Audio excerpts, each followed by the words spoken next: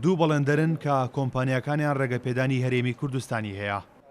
هاوشێوەی سەرجەم بەڵێندەرەکانی دیکەی کەرکووک ماوەی 4 ساڵە قەیرانی دارایی و نەبوونی پرۆژە کاری کۆمپانیاکانی ڕاگرتوون. پەسەندکردنی بودجە و دووبارە گەڕانەوەی پرۆژەکان دڵخۆشی کردن، بەڵام لە ناکاو بڕیاریشی وەزارەتی پلاندانانی عێراق بۆ قەدەغەکردنی کارکردنیان لە کەرکووک دڵخۆشیەکەی لێ تێکدان. ئێمە توش قەرارە مفاجئە بووینە کە کۆمپانیەکانمان لە 2000 و بەدوای 2023 و لە کەرکووک ئیشەکان زۆری پرۆژەکان و شتەکان ئێمە کردووە چەند کۆمپانیایکی زۆرین کۆمپانیەکانمان کۆمپانیای هەرێمە لە عینە کاتە کۆمپانیای بەغا لە هەرێم ئیشەکە هیچ کێشەیەکی نییە.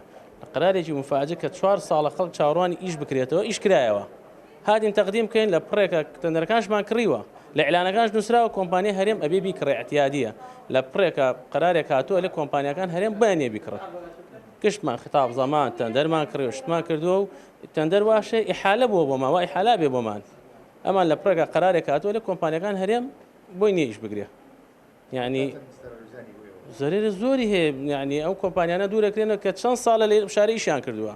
کۆمپانیە تر دیە دەم شوێنەوە کە نەخ بخەون معمەلە نەخ خەڵکی منتقەشن. لە ماوەی 16 ساڵی ڕابردوودا هیچ ڕێگرێک نەبووە لە کارکردنی ئەو کۆمپانیانەی ڕێگەپێدانی هەرێمی کوردستانیان هەیە لە ناوچەدا بڕێنراوەکان و ناوچەکانی دیکەی عێراق و بە پێچەوانەشەوە کۆمپانیا عێراقەکان لە هەرێمی کوردستان پرۆژەیان ئەنجام داوە. بۆیە بڕیاری پێنەدانی پرۆژە بەو بەڵێندەرانی کە ڕێگەپێدانی وەزارەتی پلاندانانی حکوومەتی هەرێمی کوردستانیان هەیە زیاتر بە سیاسی دەبینرێت.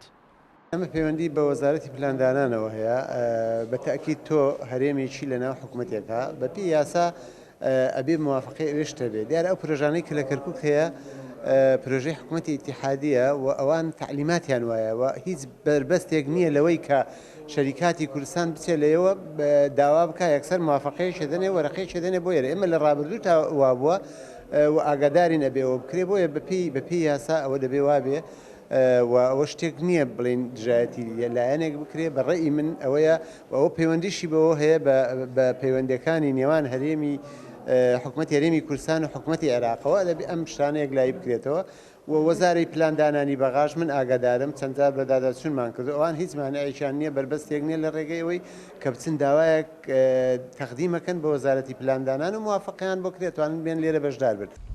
بڕیاری ڕاگررتنی ئەو بەڵێندەرانەی کە کۆمپانیەکانیان ڕێگەپێدانی هەرێمی کوردستانی هەیە ناڕزایەکی زۆری لە نێو بەڵێندەرانی کەرکووکدا دروست کردووە. بۆی لە ئێستادا لە ڕێگای سەندیکا و لایەنە پەیوەندیدارەکانەوە لە هەوڵدان تاکو و بڕیارەکە هەڵبۆشێننەوە. کارۆن محەممەد کورساد نیوس کەرکووک.